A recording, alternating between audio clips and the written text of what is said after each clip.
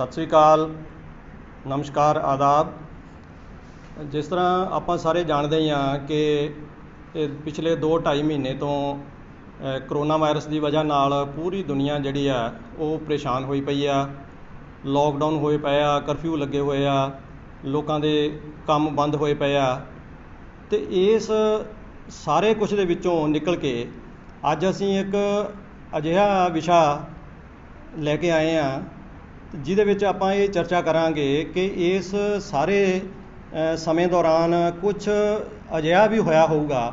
ਕੁਛ ਅਜਿਹਾ ਪੋਜ਼ੀਟਿਵ ਜਾਂ ਅਜਿਹਾ ਚੰਗਾ ਵੀ ਹੋਇਆ ਹੋਊਗਾ ਜਿਹਦੇ ਆਉਣ ਵਾਲੇ ਸਮੇਂ ਦੇ ਵਿੱਚ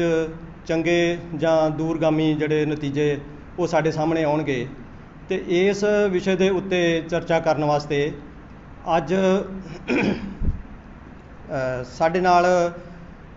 ਹਾਜ਼ਰ ਹਨ ਇੰਜੀਨੀਅਰ ਸੁਖਵਿੰਦਰ ਸਿੰਘ ਜੀ, ਜਿਹੜੇ ਕਿ ICR ਦੇ ਵਿੱਚ ਕੇਂਦਰੀ ਆਲੂ ਖੋਜ ਕੇਂਦਰ ਜਲੰਧਰ ਦੇ ਵਿੱਚ ਸਾਇੰਟਿਸਟ ਹੈਗੇ ਨੇ। ਅਤੇ ਅੱਜ ਇਸ ਬਾਰੇ ਉਹਨਾਂ ਨਾਲ ਆਪਾਂ ਇਸ ਵਿਸ਼ੇ 'ਤੇ ਇੱਕ ਬੜਾ ਖਾਸ ਵਿਸ਼ਾ ਆ ਅਤੇ ਇਸ ਵਿਸ਼ੇ 'ਤੇ ਆਪਾਂ ਚਰਚਾ ਕਰਾਂਗੇ। ਇੰਜੀਨੀਅਰ ਸਾਹਿਬ, ਬਹੁਤ ਬਹੁਤ ਸਵਾਗਤ ਹੈ ਤੁਹਾਡਾ ਇਸ ਅੱਜ ਦੀ ਇਸ ਚਰਚਾ ਦੇ ਵਿੱਚ। ਜਸਵਿੰਦਰ ਜੀ, ਆਪਾਂ ਹਮੇਸ਼ਾ ਪਿਛਲੇ ਜਦੋਂ ਤੋਂ ਆਪਾਂ ਇਹ ਪ੍ਰੋਗਰਾਮ ਕਰਨ ਲੱਗੇ ਹਾਂ ਅਤੇ ਹਮੇਸ਼ਾ ਆਪਾਂ ਆਲੂ ਦੇ ਉੱਤੇ ਹੀ ਗੱਲ ਕਰਦੇ ਹੁੰਦੇ ਹਾਂ। ਅਤੇ ਅੱਜ ਮੇਰਾ ਖਿਆਲ ਇਹ ਪਹਿਲੀ ਵਾਰੀ ਹੈਗੀ ਹੈ ਕਿ ਆਪਾਂ ਜਨਰਲ ਜਿਹੜੀ ਖੇਤੀ ਬਾਰੇ ਔਰ ਖ਼ਾਸ ਤੌਰ 'ਤੇ ਇਸ ਕਰੋਨਾ ਦੇ ਸਮੇਂ ਦੇ ਵਿੱਚ ਜੋ ਵੀ ਹੋ ਰਿਹਾ ਹੈ ਉਹਦੀ ਚਰਚਾ ਆਪਾਂ ਕਰ ਰਹੇ ਹਾਂ। ਔਰ ਮੇਰੇ ਖਿਆਲ ਨਾਲ ਇਹਦੀ ਚਰਚਾ ਕਰਨਾ ਬਣਦਾ ਵੀ ਹੈਗਾ ਸੀਗਾ। ਜਿਵੇਂ ਹੁਣ ਤੁਸੀਂ ਪੁੱਛਿਆ ਹੈ ਕਿ ਮੋਟੇ ਜਿਹੇ ਤੌਰ 'ਤੇ ਤੁਹਾਡਾ ਸਵਾਲ ਆ ਕਿ ਵੀ ਆਪਾਂ ਕਰੋਨਾ ਦੇ ਇਸ ਕਹਿਰ ਦੇ ਵਿੱਚ ਕੀ ਖੋਇਆ ਅਤੇ ਕੀ ਪਾਇਆ। ਜੋ ਖੋਇਆ ਹੈ, ਜੋ ਨੁਕਸਾਨ ਹੋਇਆ ਹੈ, ਉਹ ਆਪਾਂ ਸਾਰੀ ਦੁਨੀਆ ਜਾਣਦੀ ਹੈ। ਔਰ ਨੁਕਸਾਨ ਵੀ ਆਪਾਂ ਜ਼ਿਮੀਂਦਾਰਾਂ ਜਾਂ ਕਿਸਾਨਾਂ ਦੇ ਨਜ਼ਰੀਏ ਤੋਂ ਜਾਂ ਉਹਨਾਂ ਵਾਸਤੇ ਆਪਾਂ ਗੱਲ ਕਰਾਂਗੇ। ਆਪਾਂ ਅੱਜ ਨੁਕਸਾਨ 'ਤੇ ਜੋ ਹੋਇਆ ਉਹ ਹੋਇਆ ਹੀ ਆ। ਆਪਾਂ ਅੱਜ ਇੱਕ ਦੂਸਰੀ ਰੌਸ਼ਨੀ, ਦੂਸਰੀ ਲਾਈਟ ਦੇ ਵਿੱਚ ਗੱਲ ਕਰਾਂਗੇ ਕਿ ਬਈ ਇਸ ਕਰੋਨਾ ਦੇ ਕਹਿਰ ਦੇ ਵਿੱਚ ਕੁਛ ਇਹੋ ਜਿਹਾ ਚੰਗਾ ਵੀ ਮੇਰੀ ਨਿਗਾਹ ਦੇ ਹਿਸਾਬ ਨਾਲ ਹੋ ਰਿਹਾ ਹੈ ਕਿ ਜੋ ਕਿ ਬਹੁਤ ਵਿਸ਼ੇਸ਼ ਹੈ। ਵੈਸੇ ਵੀ ਦੁਨੀਆ ਦੇ ਵਿੱਚ ਜਦੋਂ ਵੀ ਕੋਈ ਬਹੁਤ ਵੱਡੀ ਮੁਸੀਬਤ ਆਉਂਦੀ ਹੈ, ਮਿਸਾਲ ਦੇ ਤੌਰ 'ਤੇ ਆਪਾਂ ਵਰਲਡ ਵਾਰ ਦੂਸਰੀ ਦੀ ਗੱਲ ਕਰੀਏ, ਦੂਸਰੀ ਸੰਸਾਰ ਜੰਗ ਦੀ ਗੱਲ ਕਰੀਏ, ਅਤੇ ਉਸ ਸਮੇਂ ਦੀਆਂ ਜਿਹੜੀਆਂ ਔਖੇ ਟਾਈਮਾਂ ਦੀਆਂ ਕੁਛ ਜ਼ਰੂਰਤਾਂ ਹੁੰਦੀਆਂ ਹੈ ਔਰ ਉਹਨਾਂ ਜ਼ਰੂਰਤਾਂ ਨੂੰ ਪੂਰੀਆਂ ਕਰਨ ਵਾਸਤੇ ਨਵੀਆਂ ਖੋਜਾਂ, ਨਵੀਆਂ ਤਕਨੀਕਾਂ ਔਰ ਨਵੀਆਂ ਰਿਸਰਚ ਕੀਤੀ ਜਾਂਦੀ ਹੈ। ਔਰ 7-8 ਇਹੋ ਜਿਹੀਆਂ ਚੀਜ਼ਾਂ ਹਨ ਜਿਵੇਂ ਕਿ ਕੰਪਿਊਟਰ ਹੋ ਗਿਆ, ਤੁਹਾਡੀ ਆਹ ਫੋਟੋਸਟੇਟ ਕਰਨ ਵਾਲੀ ਮਸ਼ੀਨ ਹੋ ਗਈ, ਰਡਾਰ ਹੋ ਗਈ, ਔਰ ਹੋਰ ਵੀ ਬਹੁਤ ਸਾਰੀਆਂ ਵਿਸ਼ੇਸ਼ ਚੀਜ਼ਾਂ ਹੈ ਜਿਨ੍ਹਾਂ ਨੂੰ ਇਹ ਕਿਹਾ ਜਾਂਦਾ ਹੈ ਕਿ ਵਰਲਡ ਵਾਰ 2 ਜਿਹੜੀ ਸੀਗੀ, ਦੂਸਰੀ ਸੰਸਾਰ ਜੰਗ ਸੀਗੀ, ਇਹ ਉਹਦੀ ਦੇਣ ਹਨ। ਮੇਰਾ ਮੰਨਣਾ ਹੈ ਕਿ ਅੱਜ ਜਦੋਂ ਕਰੋਨਾ ਦਾ ਕਹਿਰ ਹੈ, ਕਰੋਨਾ ਦੀ ਪ੍ਰੋਬਲਮ ਚੱਲ ਰਹੀ ਹੈ, ਇਹਦੇ ਵਿੱਚ ਵੀ ਜਾਂ ਪਿਛਲੇ 1-2 ਮਹੀਨਿਆਂ ਦੇ ਵਿੱਚ ਜਾਂ ਆਉਣ ਵਾਲੇ 2-4 ਮਹੀਨਿਆਂ ਦੇ ਵਿੱਚ ਬਹੁਤ ਕੁਝ ਚੰਗਾ ਇਹੋ ਜਿਹਾ ਹੋ ਜਾਣਾ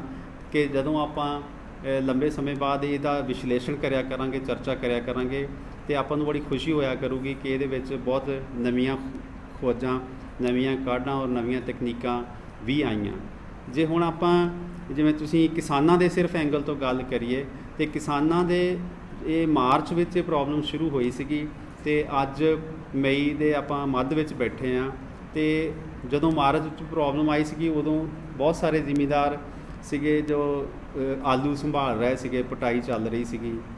ਫਿਰ ਉਸ ਤੋਂ ਬਾਅਦ 'ਚ ਕਣਕ ਸੰਭਾਲਣ ਦਾ ਟਾਈਮ ਸੀ, ਕਣਕ ਸੰਭਾਲਣੀ ਸੀ, ਤੂੜੀ ਬਣਾਉਣੀ ਸੀ, ਔਰ ਹੁਣ ਇਸ ਤੋਂ ਅੱਗੇ ਪਨੀਰੀਆਂ ਬੀਜਣ ਦਾ ਕੰਮ ਸ਼ੁਰੂ ਹੋ ਗਿਆ ਅਤੇ ਝੋਨੇ ਦੀ ਬਿਜਾਈ ਹੋਣੀ ਹੈ। ਹੁਣ ਆਪਾਂ ਇਹਨਾਂ ਦੇ ਵਿੱਚ ਇਕੱਲੇ ਜਿਹੜਾ ਚੀਜ਼ ਹੈਗੀ ਉਹਦਾ ਵਿਸ਼ਲੇਸ਼ਣ ਕਰੀਏ ਕਿ ਕਿਸ ਤਰੀਕੇ ਨਾਲ ਕੀ ਚੰਗਾ ਹੋਇਆ ਜਿਸ ਦਾ ਲੰਬੇ ਸਮੇਂ ਤੱਕ ਆਪਾਂ ਨੂੰ ਫਾਇਦਾ ਹੋਊਗਾ।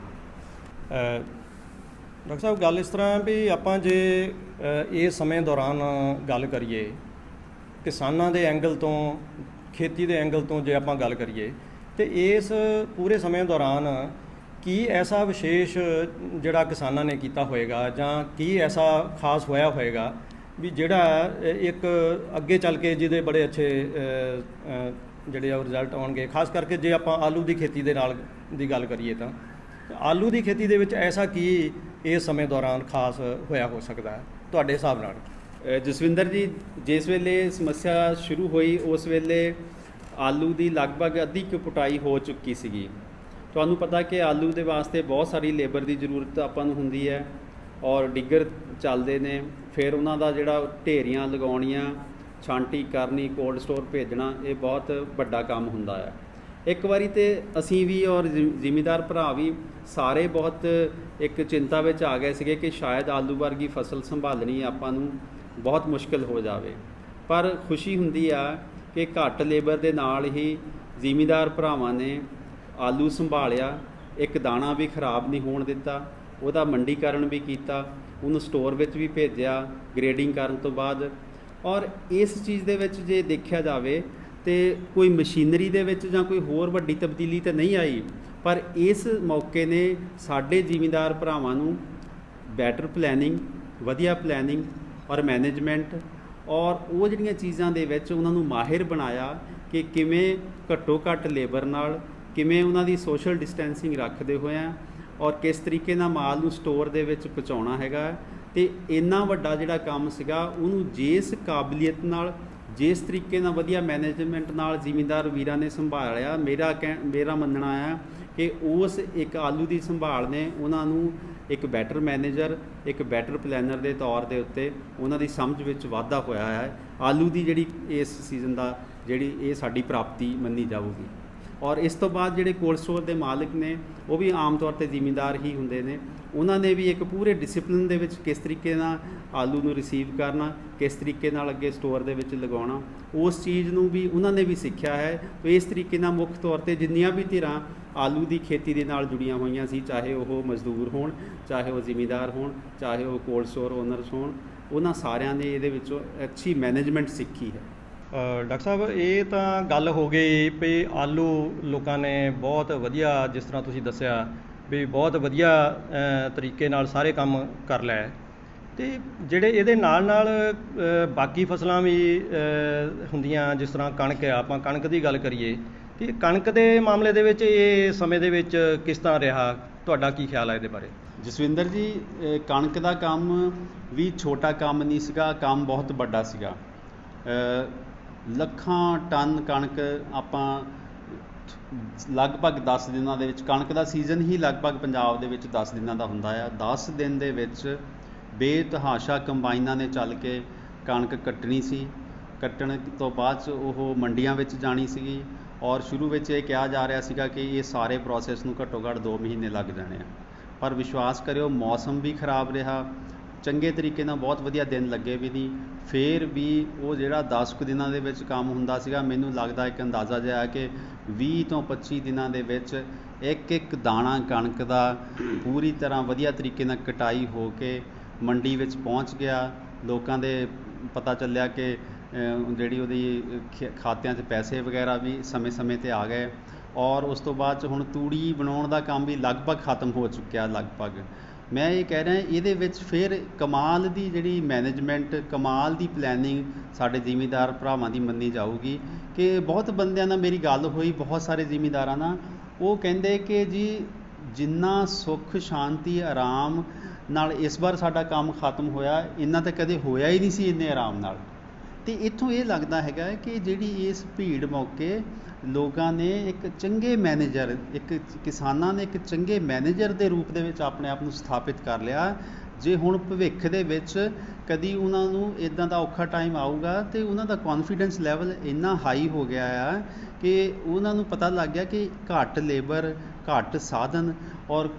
ਦੇ ਵਿੱਚ ਵੀ ਇੰਨਾ ਵਧੀਆ ਤਰੀਕੇ ਨਾਲ ਉਹ ਮੈਨੇਜ ਕਰ ਸਕਦੇ ਆ ਅਤੇ ਅੱਗੇ ਤੋਂ ਕੋਈ ਉਹਨਾਂ ਵਾਸਤੇ ਕੋਈ ਟੈਨਸ਼ਨ ਨਹੀਂ ਹੈਗੀ। ਇੱਕ ਖੇਤੀ ਦਾ ਕਿੱਤਾ ਇੱਕ ਤਰੀਕੇ ਨਾਲ ਉਹਨਾਂ ਨੂੰ ਸੌਖਾ ਲੱਗਣ ਲੱਗ ਪਿਆ। ਔਰ ਇਸੇ ਸਮੇਂ ਦੇ ਵਿੱਚ ਮੈਂ ਦੱਸਣਾ ਚਾਹੁੰਦਾ ਕਿ ਬਹੁਤ ਸਾਰੇ ਜ਼ਿਮੀਂਦਾਰਾਂ ਨੇ ਮੂੰਗੀ ਦੀ ਬਿਜਾਈ ਕੀਤੀ, ਮੱਕੀ ਦੀ ਬਿਜਾਈ ਕੀਤੀ, ਕਿਆ ਸੋਹਣੀਆਂ ਸ਼ਾਨਦਾਰ ਫਸਲਾਂ ਖੜ੍ਹੀਆਂ ਨੇ। ਕਿਤੇ ਵੀ ਐਂ ਨਹੀਂ ਲੱਗਦਾ ਜਦੋਂ ਖੇਤੀ ਦੇ ਕੰਮਾਂ ਦੇ ਕਾਰਾਂ ਦੇ ਵਿੱਚ ਕਿ ਕੋਈ ਵੀ ਕਰੋਨਾ ਕਰਕੇ ਉਹਨਾਂ ਦੀ ਫਸਲ ਮਾੜੀ ਹੋਵੇ ਜਾਂ ਬਿਜਾਈ ਲੇਟ ਹੋਈ ਹੋਵੇ ਜਾਂ ਉਹਦਾ ਖਿਆਲ ਨਾ ਰੱਖਿਆ ਹੋਵੇ। ਇੱਥੇ ਜ਼ਿਮੀਂਦਾਰਾਂ ਨੇ ਕਮਾਲ ਦੀ ਮਹਾਰਤ ਆਪਣੀ ਮੈਨੇਜਮੈਂਟ ਦੀ ਦਿਖਾਈ ਹੈ ਜੀ। ਡਾਕਟਰ ਸਾਹਿਬ, ਕਣਕ ਦੀ ਗੱਲ ਜਿਸ ਤਰ੍ਹਾਂ ਤੁਸੀਂ ਕੀਤੀ, ਕਣਕ ਦੇ ਵਿੱਚ ਵਾਕਈ ਇਹ ਦੇਖਣ ਨੂੰ ਮਿਲਦਾ ਕਿ ਬੜੇ ਵਧੀਆ ਤਰੀਕੇ ਨਾਲ ਲੋਕਾਂ ਨੇ ਇਹ ਸੀਜ਼ਨ ਜਿਹੜਾ ਪਾਰ ਕਰ ਲਿਆ। ਤੇ ਡਾਕਟਰ ਸਾਹਿਬ ਇੱਕ ਇਸ ਤੋਂ ਅੱਗੇ ਜਿਹੜਾ ਬੜਾ ਅਹਿਮ ਇੱਕ ਸੀਜ਼ਨ ਆਉਂਦਾ, ਇੱਕ ਬੜੀ ਅਹਿਮ ਬੜੀ ਇੰਪੋਰਟੈਂਟ ਫਸਲ ਆ ਜਿਹੜੀ ਕਿ ਆਲੂ ਤੋਂ ਔਰ ਕਣਕ ਤੋਂ ਬਾਅਦ ਲੋਕ ਕਾਸ਼ਤ ਜਿਹਦੀ ਕਰਦੇ ਆ, ਉਹ ਹੈ ਝੋਨਾ। ਤੇ ਝੋਨੇ ਬਾਰੇ ਤੁਸੀਂ ਡਾਕਟਰ ਸਾਹਿਬ ਇਹ ਦੱਸੋ, ਕਿਉਂਕਿ ਇਸ ਫਸਲ ਦੇ ਦੌਰਾਨ ਕਿਸਾਨਾਂ ਨੂੰ ਲੇਬਰ ਦੀ ਕਾਫੀ ਸਮੱਸਿਆ ਆਉਂਦੀ ਹੈ, ਤੇ ਇਹ ਲੇਬਰ ਦੀ ਸਮੱਸਿਆ ਤੇ ਪਾਣੀ ਦੀ ਸਮੱਸਿਆ ਤੇ ਇਹ ਸਾਰੇ ਕੁਝ ਜਿਹੜਾ ਹੈਗਾ ਹੈ, ਇਹਦੇ ਨਾਲ ਜਿਹੜੇ ਸਾਡੇ ਜ਼ਿਮੀਂਦਾਰ ਭਰਾ ਆ ਉਹ ਕਿਸ ਤਰ੍ਹਾਂ ਨਜਿੱਠਣਗੇ, ਕਿਸ ਤਰ੍ਹਾਂ ਇਸ ਜਿਹੜਾ ਇਹ ਸਮਾਂ ਆ ਇਹਨੂੰ ਉਹ ਸਰ ਕਰਨਗੇ? ਥੋੜ੍ਹਾ ਇਹਦੇ ਬਾਰੇ ਜਰਾ ਜਾਣਕਾਰੀ ਦਿਓ ਡਾਕਟਰ ਸਾਹਿਬ ਵਿਸਥਾਰ ਨਾਲ। ਜਸਵਿੰਦਰ ਜੀ, ਮੇਰਾ ਪੱਕਾ ਵਿਸ਼ਵਾਸ ਹੈ ਕਿ ਜਿਹੜਾ ਝੋਨੇ ਦੀ ਬਿਜਾਈ ਇੱਕ ਬਹੁਤ ਵੱਡਾ ਕੰਮ ਹੈ ਔਰ ਸਾਡੇ ਜ਼ਿਮੀਂਦਾਰ ਭਰਾ ਇਸ ਨੂੰ ਵੀ ਬਹੁਤ ਮੈਟੀਕੂਲਸਲੀ ਬਹੁਤ ਵਧੀਆ ਤਰੀਕੇ ਨਾਲ ਸਿਰੇ ਚੜਾਉਣਗੇ।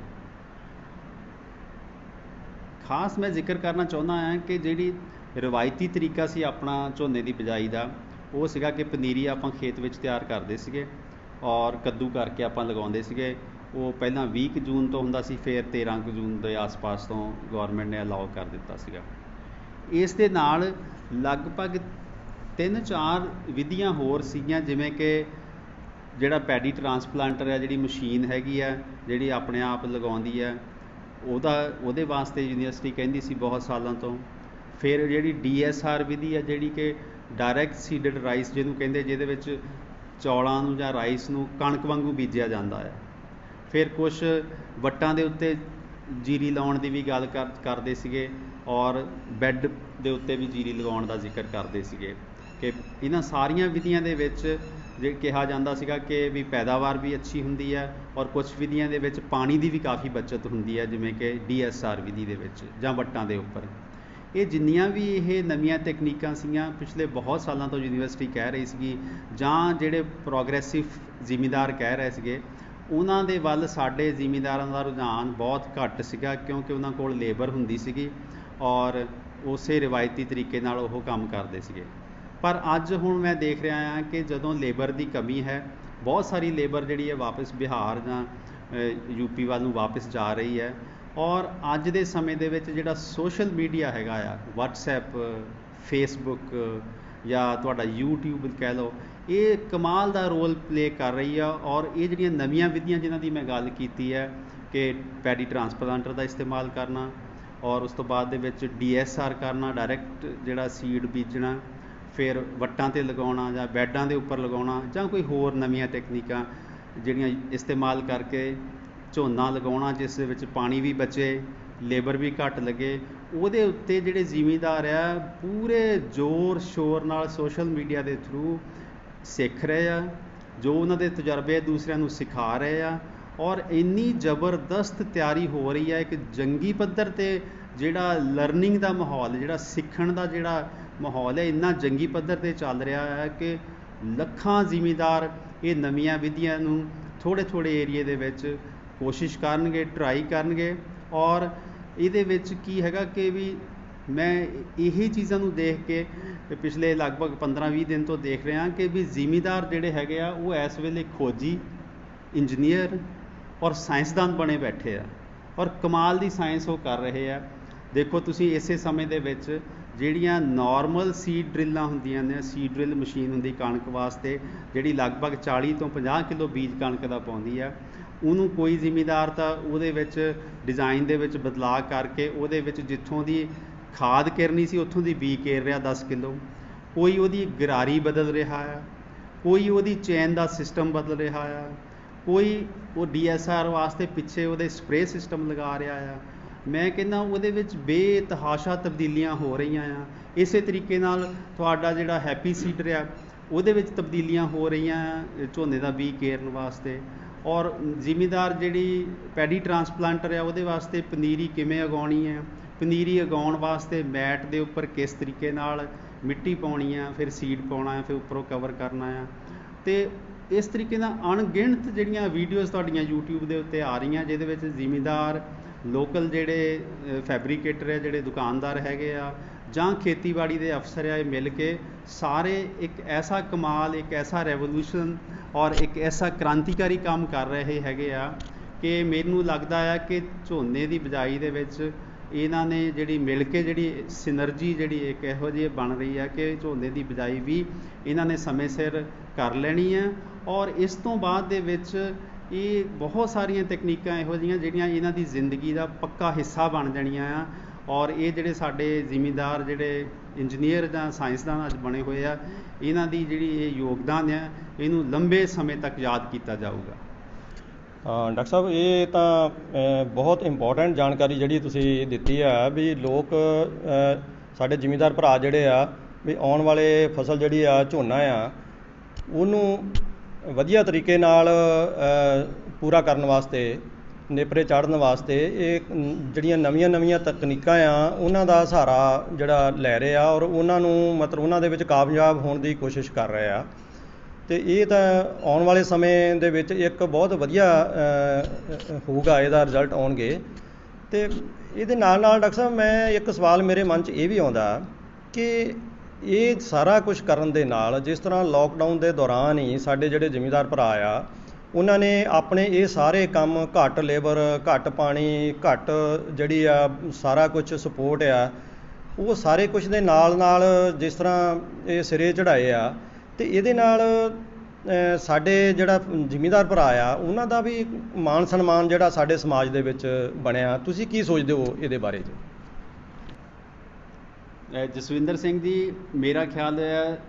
ਜਿਸ ਤਰੀਕੇ ਨਾਲ ਜ਼ਿਮੀਂਦਾਰਾਂ ਨੇ ਆਪਣੇ ਸਮਾਜ ਦੇ ਵਿੱਚ ਇਸ ਔਖੇ ਸਮੇਂ ਦੇ ਵਿੱਚ ਹਰ ਤਰੀਕੇ ਦੀ ਖਾਣ ਦੀ ਵਸਤੂ ਸਪਲਾਈ ਕੀਤੀ ਔਰ ਔਖੇ ਮੌਕਿਆਂ ਦੇ ਵਿੱਚ ਕੀਤੀ, ਜਾਨ 'ਤੇ ਖੇਲ ਕੇ ਕੀਤੀ, ਰਿਸਕ ਲੈ ਕੇ ਕੀਤੀ ਹੈ। ਮੇਰਾ ਖਿਆਲ ਆ ਉਹਦੇ ਵਿੱਚ ਜਿਹੜਾ ਸਮਾਜ ਆ ਉਹਨੇ ਜ਼ਿਮੀਂਦਾਰ ਨੂੰ ਦੀ ਇੰਪੋਰਟੈਂਸ ਜਾਂ ਜ਼ਿਮੀਂਦਾਰ ਦੀ ਜੋ ਉਹਦੀ ਜਿਹੜੀ ਪਹਿਚਾਣ ਹੋਣੀ ਚਾਹੀਦੀ ਸੀ ਜਾਂ ਜੋ ਉਹਦਾ ਸਮਾਜ ਵਿੱਚ ਇੱਜ਼ਤਮਾਨ ਹੋਣਾ ਚਾਹੀਦਾ ਸੀਗਾ, ਉਸ ਸਾਰੇ ਸਮਾਜ ਨੇ ਉਸ ਜ਼ਿਮੀਂਦਾਰ ਨੂੰ ਸੈਲਿਊਟ ਕੀਤਾ ਹੈਗਾ ਆ ਕਿ ਹਾਂ ਇਹਦੀ ਕਿੰਨੀ ਜ਼ਰੂਰਤ ਸੀਗੀ ਸਾਨੂੰ। ਔਰ ਜ਼ਿਮੀਂਦਾਰ ਦੇ ਵਿੱਚ ਖੁਦ ਵੀ ਉਹਦੀ ਸੈਲਫ ਰਿਸਪੈਕਟ ਵਧੀ ਹੈ ਕਿ ਜਿਹੜਾ ਉਹ ਕੰਮ ਕਰਦਾ ਆ, ਜਿਹੜਾ ਅਨਾਜ ਪੈਦਾ ਕਰਦਾ ਆ, ਉਹ ਕਿੰਨਾ ਉਹ ਇਸ ਸਮਾਜ ਵਾਸਤੇ, ਲੋਕਾਂ ਵਾਸਤੇ ਮਹੱਤਵਪੂਰਨ ਹੈਗਾ ਆ। ਔਰ ਮੇਰਾ ਖਿਆਲ ਦੋਨਾਂ ਧਿਰਾਂ, ਜਿਹੜਾ ਜ਼ਿਮੀਂਦਾਰ ਆ ਅਤੇ ਜਿਹੜਾ ਜ਼ਿਮੀਂਦਾਰ ਦੀ ਪੈਦਾ ਕੀਤੀ ਹੋਈ ਜਿਹੜੀ ਜਿਣਸ ਆ ਉਹਨੂੰ ਵਰਤਣ ਵਾਲੇ, ਦੋਨਾਂ ਨੇ ਇਸ ਸਮੇਂ ਬਹੁਤ ਅੱਛੇ ਤਰੀਕੇ ਨਾਲ ਸਮਝ ਲਿਆ ਹੈ ਕਿ ਜਿਹੜਾ ਖੇਤੀ ਦਾ ਕੰਮ ਆ ਇਹ ਬੰਦੇ ਦੇ ਜਿਉਂਦੇ ਰਹਿਣ ਲਈ ਬਹੁਤ ਹੀ ਖਾਸ ਹੈ। ਦੂਸਰੀ, ਜ਼ਿਮੀਂਦਾਰ ਭਰਾਵਾਂ ਨੇ ਇੱਕ ਹੋਰ ਬਹੁਤ ਸਾਰੇ ਜ਼ਿਮੀਂਦਾਰਾਂ ਦੇ ਫੋਨ ਆਉਂਦੇ ਆ, ਗੱਲਾਂ ਹੁੰਦੀਆਂ ਆ, ਉਹ ਕਹਿੰਦੇ ਕਿ ਜੀ ਜਦੋਂ ਲੋਕਡਾਊਨ ਲੱਗਿਆ ਅਤੇ ਕਣਕ ਦੇ ਆਖਰੀ ਦਿਨਾਂ ਦੇ ਵਿੱਚ ਅਕਸਰ ਉਹ ਤੇਲੇ ਦੀਆਂ ਕੁਛ ਸਪਰੇਆਂ ਕਰਦੇ ਹੁੰਦੇ ਆ ਅਤੇ ਉਹ ਕਈ ਵਾਰ ਕੀ ਹੁੰਦਾ ਹੈ ਕਿ ਉਹ ਜਾਣੇ ਅਣਜਾਣੇ ਦੇ ਵਿੱਚ ਉਹ ਵੈਸੇ ਹੀ ਕਰ ਦਿੰਦੇ, ਉਹਦੀ ਜ਼ਰੂਰਤ ਵੀ ਨਹੀਂ ਹੁੰਦੀ। ਅਤੇ ਬਹੁਤ ਭਰਾਵਾਂ ਦਾ ਇਹ ਮੰਨਣਾ ਹੈਗਾ ਕਿ ਬਹੁਤ ਜਿਹੜੀ ਜਗ੍ਹਾ 'ਤੇ ਸਪਰੇਅ ਨਾ ਕਰਕੇ ਵੀ ਸਾਡੀ ਪੈਦਾਵਾਰ ਲਗਭਗ ਓਨੀ ਹੀ ਰਹੀ। ਅਤੇ ਬਹੁਤਿਆਂ ਨੇ ਇਹ ਵੀ ਸਿੱਖ ਲਿਆ ਕਿ ਸਪਰੇਅ ਜਿਹੜੀ ਕਰਨੀ ਹੈਗੀ, ਕੋਈ ਵੀ ਜ਼ਹਿਰ ਦੀ ਸਪਰੇਅ ਕਰਨੀ ਹੈ, ਬਿਲਕੁਲ ਐਨ ਲੋੜ ਪੈਣ 'ਤੇ ਲੋੜ ਮੁਤਾਬਕ ਹੀ ਕਰਨੀ ਚਾਹੀਦੀ ਹੈ ਔਰ ਨਾ ਕਰਕੇ ਵੀ ਐਤਕੀ ਉਹਨਾਂ ਦੀ ਪੈਦਾਵਾਰ ਦੇ ਵਿੱਚ ਕੋਈ ਬਹੁਤਾ ਫਰਕ ਨਹੀਂ ਪਿਆ। ਤੋ ਇਸ ਤਰੀਕੇ ਨਾਲ ਬਹੁਤ ਸਾਰੇ ਜ਼ਿਮੀਂਦਾਰਾਂ ਨੇ ਸਿੱਖਿਆ ਕਿ ਵੀ ਜਿਹੜੀਆਂ ਇਨਪੁਟਸ ਹੈਗੀਆਂ, ਜਿਹੜੀਆਂ ਵਰਤਣੀਆਂ, ਉਹ ਜ਼ਹਿਰਾਂ ਹੋਣ ਜਾਂ ਕੋਈ ਹੋਰ ਚੀਜ਼ਾਂ ਹੋਣ, ਉਹ ਸਿਰਫ ਉਨੀਆਂ ਹੀ ਵਰਤੀਆਂ ਜਾਣ ਜਿੰਨੀ ਕਿ ਜ਼ਰੂਰਤ ਹੈ। ਔਰ ਬਾਕੀ ਮੈਂ ਇਸ ਸਾਰੀ ਜਿਹੜਾ ਕਰੋਨਾ ਹੈ, ਮੈਂ ਇਹ ਕਹਿੰਦਾ ਕਿ ਵੀ ਇਹ ਸਾਡੇ ਵਾਸਤੇ ਇੱਕ ਵਿਸ਼ੇਸ਼ ਜਿਹੜੀ ਸੀਗੀ ਸਿੱਖਣ ਦੀ, ਆਪਣੇ ਆਪ ਨੂੰ ਹੋਰ ਮਾਹਿਰ ਬਣਾਉਣ ਦੀ, ਆਪਣੇ ਆਪ ਨੂੰ ਹੋਰ ਆਪਣੇ ਚੁਸਤ ਦਰੁਸਤ ਕਰਨ ਦੀ, ਆਪਣੀਆਂ ਮਸ਼ੀਨਾਂ ਦੇ ਡਿਜ਼ਾਈਨ ਬਦਲਣ ਦੀ, ਆਪਣੀਆਂ ਘੱਟ ਜ਼ਹਿਰਾਂ ਪਾਉਣ ਦੀ, ਔਰ ਜਾਂ ਆਉਣ ਵਾਲੇ ਸਮੇਂ 'ਚ ਆਪਾਂ ਦੇਖਾਂਗੇ ਘੱਟ ਲੇਬਰ ਨਾਲ ਕਿਵੇਂ ਕੰਮ ਚਲਾਉਣਾ। ਇਹ ਆਪਣੇ ਸਾਰਿਆਂ ਵਾਸਤੇ ਕਰੋਨਾ ਜਿਹੜਾ ਹੈਗਾ, ਜਦੋਂ ਅਗਲੇ 5-7 ਸਾਲਾਂ ਬਾਅਦ ਬੈਠ ਕੇ ਆਪਾਂ ਕਦੀ ਇਹਦਾ ਵਿਸ਼ਲੇਸ਼ਣ ਕਰਿਆ ਕਰਾਂਗੇ, ਸ਼ਾਇਦ ਆਪਾਂ ਬਹੁਤ ਖੁਸ਼ ਹੋਈਏ, ਬਹੁਤ ਸਾਰੀਆਂ ਚੀਜ਼ਾਂ ਨਵੀਆਂ ਇਹੋ ਜਿਹੀਆਂ ਹੋਣ ਜਿਹੜੀਆਂ ਆਪਾਂ ਕਿਹਾ ਕਰਾਂਗੇ ਕਿ ਇਹ ਕਰੋਨਾ ਦੀ ਦੇਣ ਹੈ ਪੋਜ਼ੀਟਿਵ ਸੈਂਸ ਦੇ ਵਿੱਚ। ਅਤੇ ਅਸੀਂ ਫਿਰ ਆਪਣੇ ਜ਼ਿਮੀਂਦਾਰ ਭਰਾਵਾਂ ਨੂੰ ਸਲਾਮ ਕਰਦੇ ਹਾਂ, ਉਹਨਾਂ ਦੀ ਜਿਹੜੀ ਤਿੱਖੀ ਸੋਚ, ਉਹਨਾਂ ਦੀ ਵਧੀਆ ਮੈਨੇਜਮੈਂਟ ਔਰ ਉਹਨਾਂ ਦੀ ਜਿਹੜੀ ਸਮਾਜ ਦੇ ਪ੍ਰਤੀ ਉਹਨਾਂ ਨੇ ਜ਼ਿੰਮੇਵਾਰੀ ਨਿਭਾਈ ਆ ਇਸ ਕਰੋਨਾ ਦੇ ਔਖੇ ਦਿਨਾਂ ਦੇ ਵਿੱਚ, ਉਹਦੇ ਵਾਸਤੇ ਉਹਨਾਂ ਦਾ ਸਾਰਿਆਂ ਦਾ ਬਹੁਤ ਬਹੁਤ ਧੰਨਵਾਦ। ਸੋ ਜ਼ਿਮੀਂਦਾਰ ਭਰਾਵੋ, ਅੱਜ ਜਿਸ ਤਰ੍ਹਾਂ ਆਪਾਂ ਇਹ ਚਰਚਾ ਕੀਤੀ ਇਸ ਵਿਸ਼ੇ 'ਤੇ, ਬੜੀ ਸੋਹਣੀ ਔਰ ਬੜੀ ਪੁਖਤਾ ਜਾਣਕਾਰੀ ਇੰਜੀਨੀਅਰ ਸੁਖਵਿੰਦਰ ਸਿੰਘ ਜੀ ਨੇ ਸਾਨੂੰ ਜਿਹੜੀ ਉਹ ਮੁਹੱਈਆ ਕਰਵਾਈ ਹੈ। ਔਰ ਮੈਂ ਸਮਝਦਾ ਹਾਂ ਕਿ ਇਹ ਸਾਰਾ ਕੁਛ ਜੋ ਕੁਛ ਵੀ ਇਹਨਾਂ ਨੇ ਦੱਸਿਆ, ਇਹ ਵਾਕਈ ਇਹ ਇੱਕ ਮਤਲਬ ਪੋਜ਼ਿਟਿਵ ਚੀਜ਼ਾਂ ਜਿਸ ਤਰ੍ਹਾਂ ਜ਼ਿਮੀਂਦਾਰ ਭਰਾਵਾਂ ਨੇ ਸੋਚ ਕੇ ਕੀਤੀਆਂ, ਇਹ ਉਹਦਾ ਬੜੇ ਅੱਛੇ ਰਿਜ਼ਲਟ ਨਿਕਲਣਗੇ। ਅਤੇ ਇਹ ਸਾਰੀ ਜਾਣਕਾਰੀ ਜਿਹੜੀ ਆ ਦੇਣ ਵਾਸਤੇ ਮੈਂ ਇੰਜੀਨੀਅਰ ਸਾਹਿਬ ਤੁਹਾਡਾ ਬਹੁਤ ਬਹੁਤ ਸ਼ੁਕਰੀਆ ਅਦਾ ਕਰਦਾ ਕਿ ਅੱਜ ਤੁਸੀਂ ਇਸ ਚਰਚਾ ਦੇ ਵਿੱਚ ਸ਼ਾਮਲ ਹੋਏ ਔਰ ਸਾਡੇ ਜ਼ਿਮੀਂਦਾਰ ਭਰਾਵਾਂ ਨੂੰ ਬੜੀ ਵਧੀਆ ਜਾਣਕਾਰੀ ਦਿੱਤੀ। ਬਹੁਤ ਬਹੁਤ ਧੰਨਵਾਦ।